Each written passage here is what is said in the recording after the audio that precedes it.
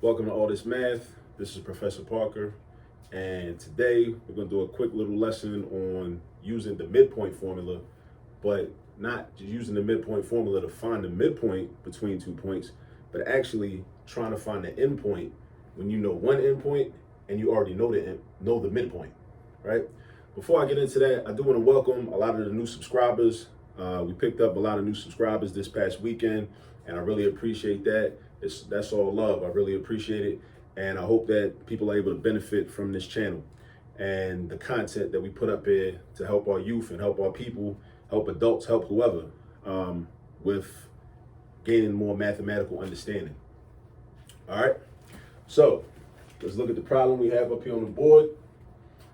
In segment AB, right? And here's a picture of it right here, actually, right?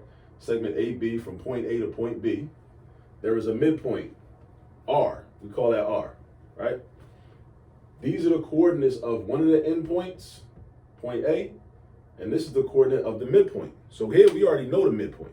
Usually in a lot of problems where we use the midpoint formula, we know one endpoint and we know another endpoint, and then we're trying to figure out what the midpoint is, the halfway point, right? The halfway mark. But in this case, we know one of the endpoints and we already know the midpoint. Now we're trying to find the coordinates of the other endpoint. All right? So peep the difference, right? There's a difference in this type of problem.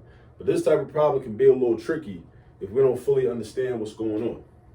All right? So look, the question is, what are the coordinates of B? This point right here.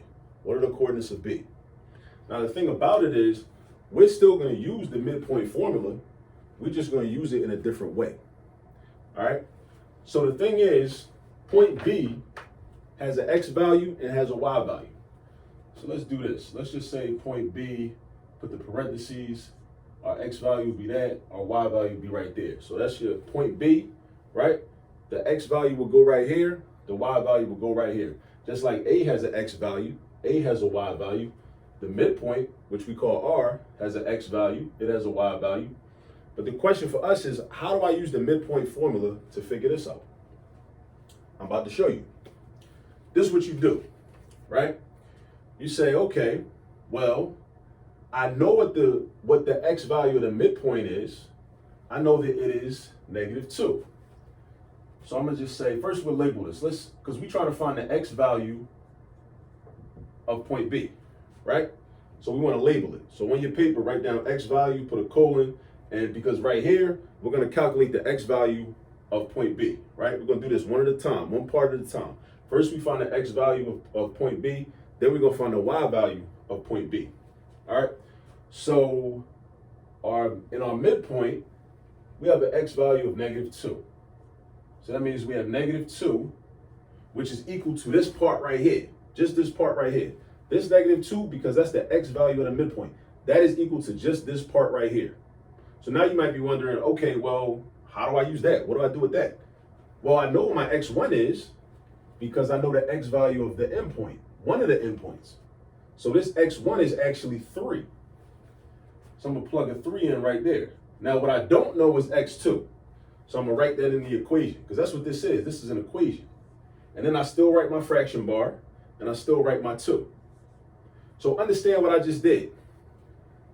If we were doing this the other way and you didn't know what the midpoint was, all we would do is we would say, okay, well, the X value from A is 3. So that's my X1. And we would take the X value from B, which will be my X2. We would add them together and then divide by 2. And that would equal this right here, right? But except now we already know this number right here. And we know that this is equal to this X1 plus the X from the B, which is what this is right here, 3 plus X2. And then we divide it by 2 because that's what the formula says, right? So now we use that information to set up an equation. Now I have my equation. Now the next question is, how do I solve the equation? This is what you do whenever you have an equation like this.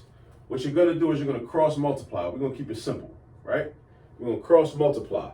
This number multiplied by this number. -2 times +2 is -4. So then you write -4 right there.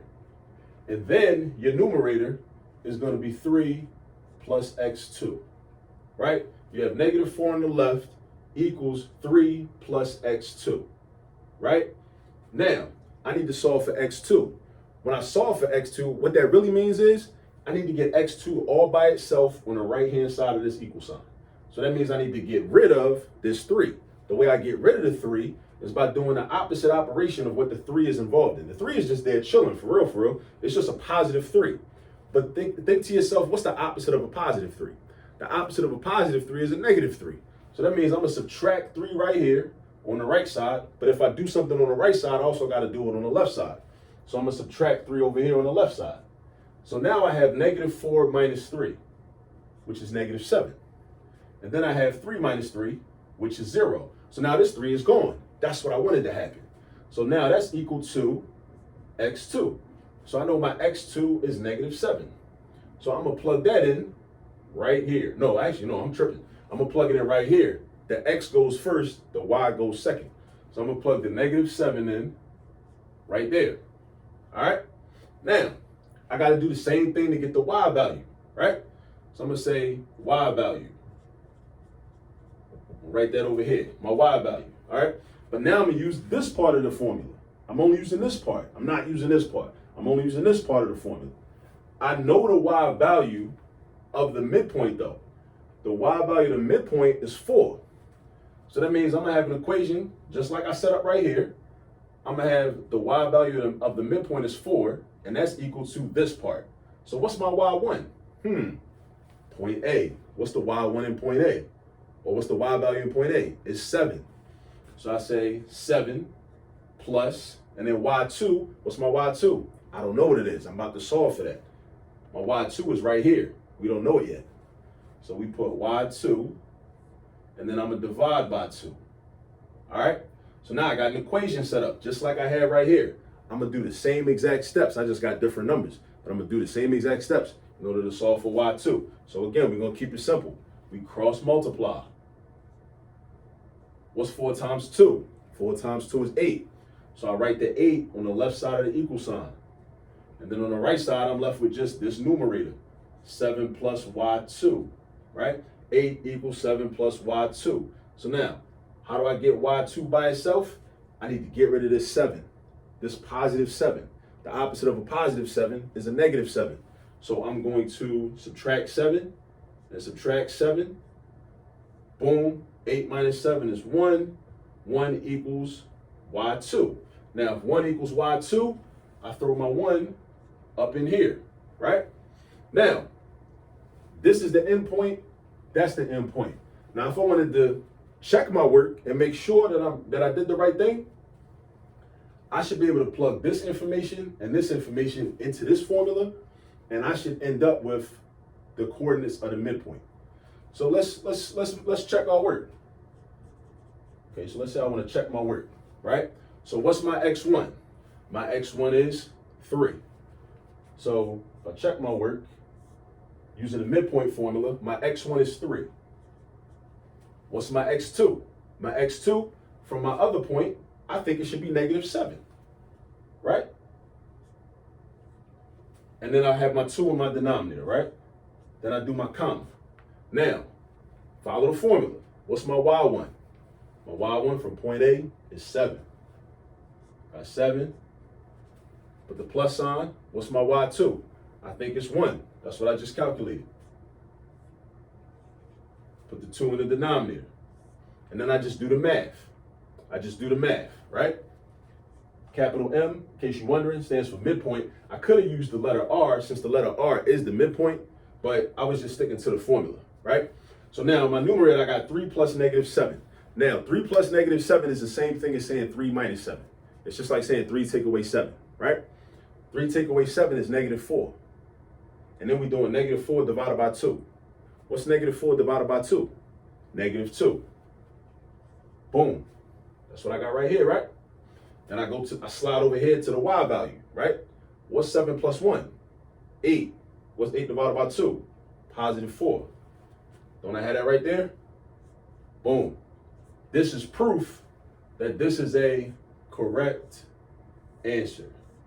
And I highly recommend, if you ever see a question like this and you have to find the coordinates of the endpoint by using the midpoint formula, do yourself a favor. Go back and check your work. Go back and check your work. Make sure that this endpoint and the other endpoint actually do yield you the midpoint that you're given in the original problem by using the midpoint formula.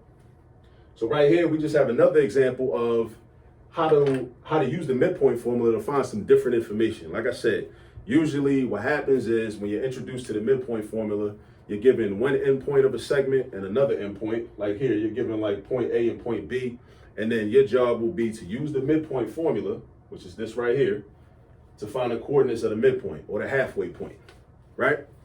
But sometimes you'll get these more tricky questions where you'll be given one of the endpoints, right? And you'll be given the coordinates of the midpoint, right? And then your job will be to find the coordinates of the other endpoint. And that's what we just did right here. All right. Now I know I kind of threw a lot at you. But the beauty of this technology is like you could pause, rewind, fast forward, rewind again, pause, write some things down. Boom, you don't understand something, you could chill for a minute, right? Write something down, pause, rewind. All right, and that's the beauty of it, right? But just watch the video as much as you need to get a strong understanding of this concept.